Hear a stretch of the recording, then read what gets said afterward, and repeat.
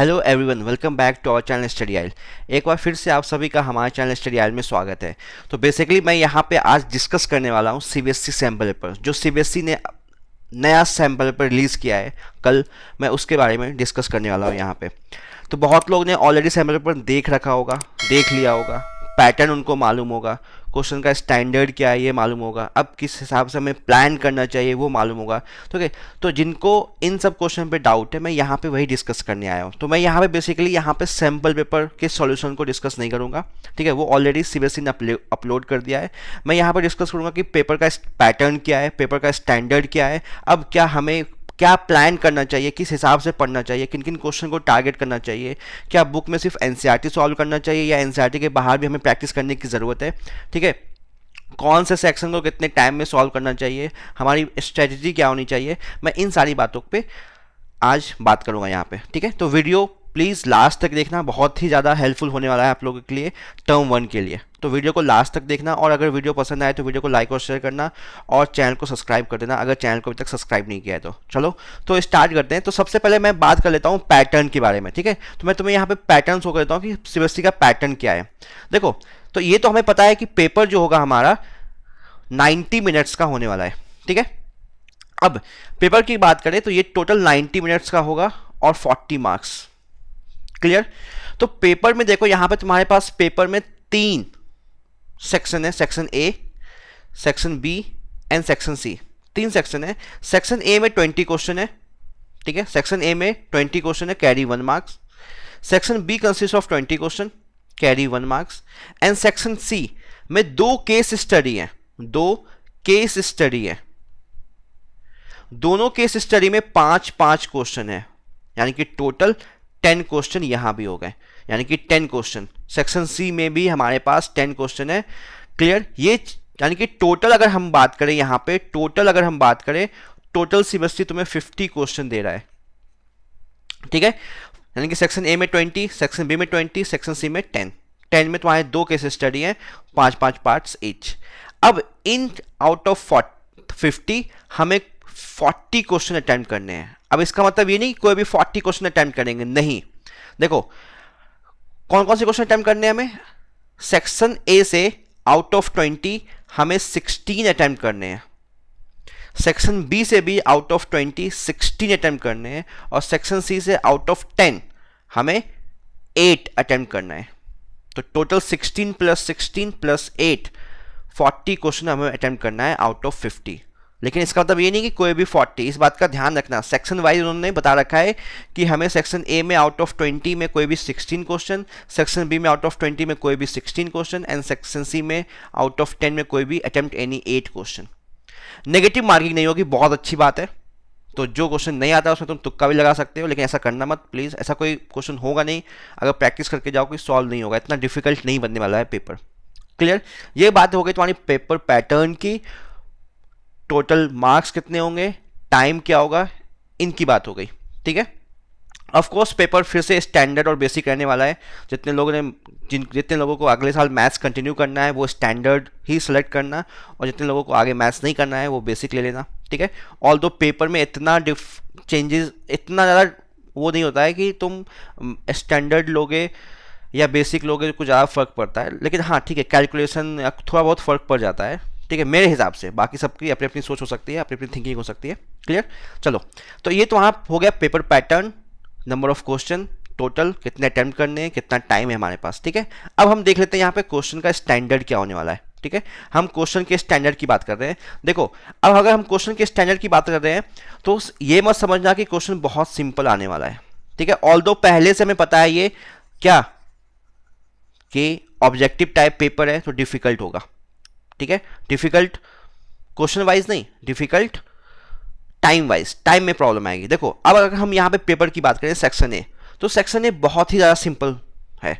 अगर हम इस सैम्पल पेपर को कंसिडर करें कि अगर सीबीएसई इसी सैम्पल पेपर को कंसिडर करते हुए इसी स्टैंडर्ड का पेपर बनाएगा, ठीक है, तो सेक्शन ए बहुत ही ज़्यादा सिंपल है, ठीक है, ईजिली सॉल्व हो जाएगा, कहीं कोई प्रॉब्लम नहीं आएगी। सेक्शन ए में कोई प्रॉब्लम नहीं आने वाली है, बहुत ईजिली सॉल्व कर लोगे, ठीक है। देख लो सेक्शन ए में तुम गो थ्रू कर सकते हो, मैं यहाँ बस बता रहा हूँ, सेक्शन ए में कोई प्रॉब्लम नहीं आएगी।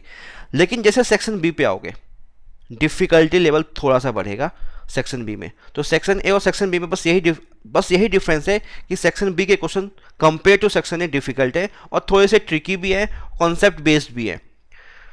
ठीक है, दोनों सेक्शन में 20 क्वेश्चन है, तुम्हें आउट ऑफ 20 कोई भी 16 अटेम्प्ट करना है, लेकिन सेक्शन बी डिफिकल्ट होने वाला है। सेक्शन बी को तुम गो थ्रू करोगे ना, तुम्हें दिखेगा क्वेश्चन, अच्छा डायरेक्ट क्वेश्चन नहीं है, थोड़ा सा इधर उधर हमें हाथ पैर मारना पड़ेगा, इधर उधर प्रैक्टिस करनी पड़ेगी।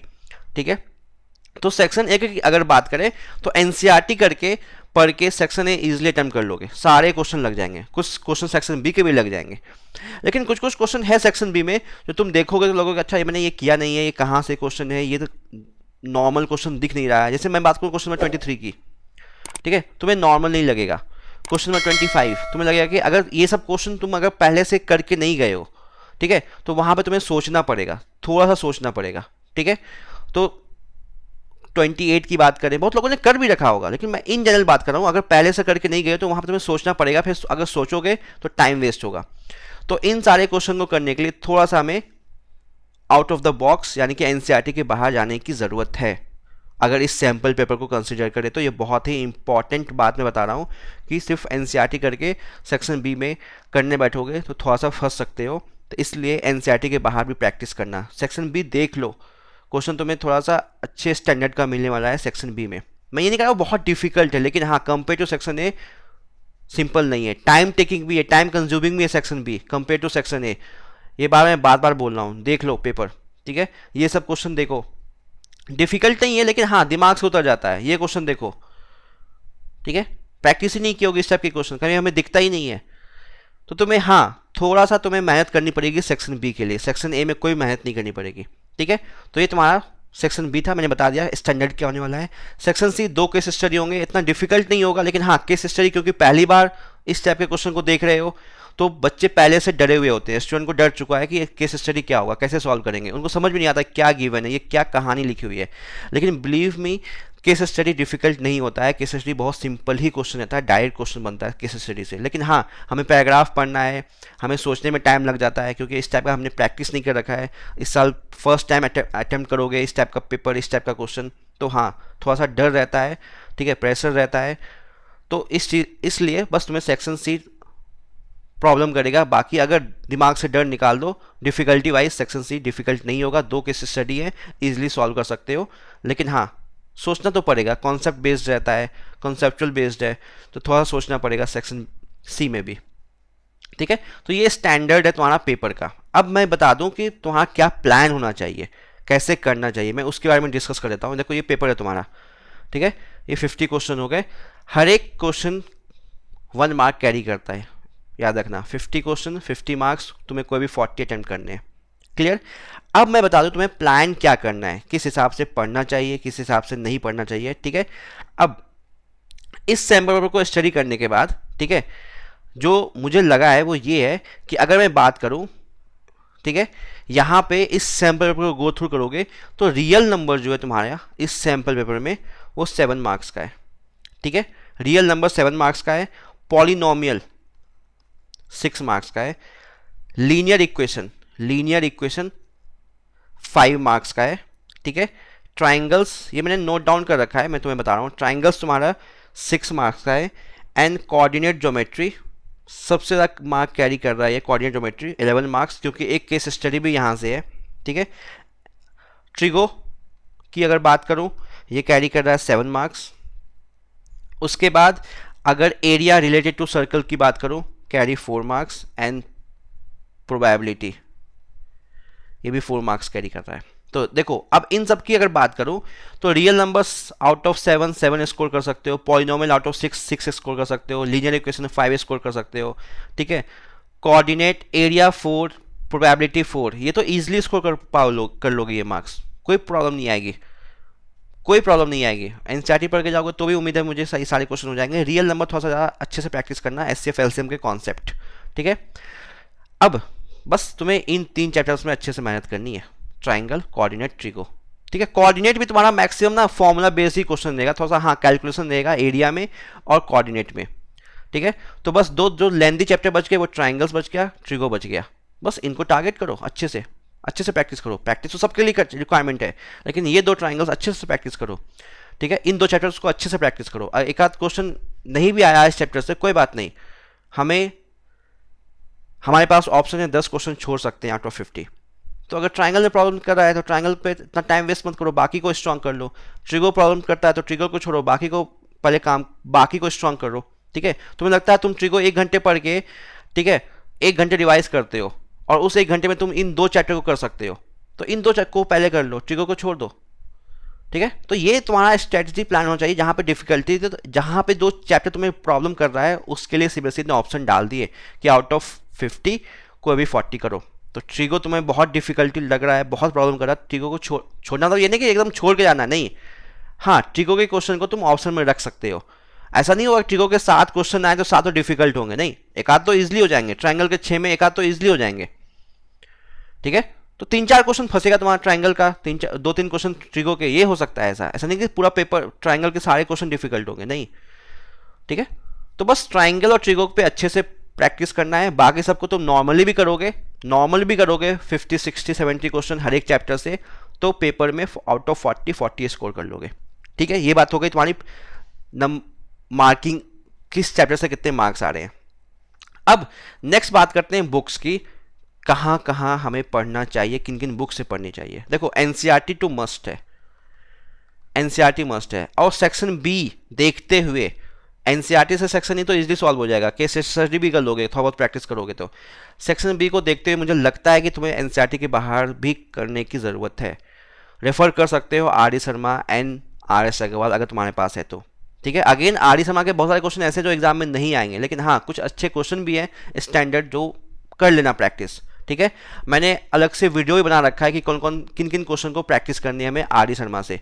आर डी शर्मा का जो एमसीक्यूज है उनमें किन किन क्वेश्चन को प्रैक्टिस करना है, किन किन को छोड़ना है, वो मैंने बता रखा है चैप्टर वाइज। ठीक है, तो हाँ, एनसीईआरटी के साथ साथ तुम्हारा कोई भी एक बुक, एक्स्ट्रा बुक जो प्रैक्टिस करते हो आरडीआरएस कर लेना, टाइम है हमारे पास, कर सकते हो, कोई प्रॉब्लम नहीं है। प्लस सैम्पल पेपर जितना लगा सकते हो लगाओ, जितना ज़्यादा सैम्पल पेपर लगाओगे उतना ज़्यादा तुम क्वेश्चन को एक्सप्लोर करोगे, टाइप ऑफ क्वेश्चन तुम्हें देखने को मिलेगा। क्योंकि सेक्शन बी देख के हमें लग रहा है क्वेश्चन को थोड़ा सा एक्सप्लोर करना पड़ेगा, हमें एनसीईआरटी के बाहर जाना पड़ेगा। ठीक है, 3-4 क्वेश्चन ऐसे हैं जो फंस सकते हैं एग्जाम में, अगर 3-4 भी फंस गए ना तुम पैनिक कर जाओगे, पेपर खराब कर दोगे, सिंपल क्वेश्चन भी गलत करके आ जाओगे। तो 4-5 क्वेश्चन के लिए 4-5 मार्क्स के लिए हमें फाइट करनी पड़ेगी, बाकी 35 तो इजीली स्कोर कर लोगे आउट ऑफ 40, कहीं प्रॉब्लम नहीं आएगी। ओके, अब बात करते हैं केस स्टडी की। तो सैंपल पेपर के अकॉर्डिंग केस स्टडी जो है वो जो चैप्टर से वो पॉलिनोमियल से है तो और कोऑर्डिनेट ज्योमेट्री से। तो चांसेस हैं, गारंटी नहीं है कि पॉलिनोमियल और कोऑर्डिनेट ज्योमेट्री से ही केस स्टडी आ जाए, लेकिन हाँ सीबीएसई ने पॉलिनोमियल और कोऑर्डिनेट से दिया है, तो चांसेस है पॉलिनोमियल और कोऑर्डिनेट से केस स्टडी बनने के ज़्यादा चांसेस हैं। तो इन चैप्टर्स के केस स्टडी ज़्यादा प्रैक्टिस करना कंपेयर टू अदर्स। करने तो सबके हैं, जहाँ तुम्हें जितने केस स्टडी मिल रहे हैं सबके प्रैक्टिस करने हैं, लेकिन पॉलिनोमियल और कोऑर्डिनेट को अच्छे से टारगेट करना है। ओके, तो बेसिकली मुझे इतना ही बताना था आज के वीडियो में। तो उम्मीद है वीडियो तुम्हें पसंद आया हो, यूजफुल लगेगा। ठीक है, तो अगर ऐसा है, वीडियो तुम्हें अच्छा लगा है, वीडियो तुम्हें पसंद आया है, तो प्लीज़ वीडियो को लाइक और शेयर करना, और अभी तक चैनल को सब्सक्राइब नहीं किया है तो चैनल को सब्सक्राइब कर देना। ठीक है, जल्दी मिलेंगे अपने नए वीडियो में। ठीक है, नए अपडेट्स के साथ। अगर सीबीएसई कुछ भी अपडेट लेके आता है तो उसको मैं आप लोग तक लेके आऊँगा।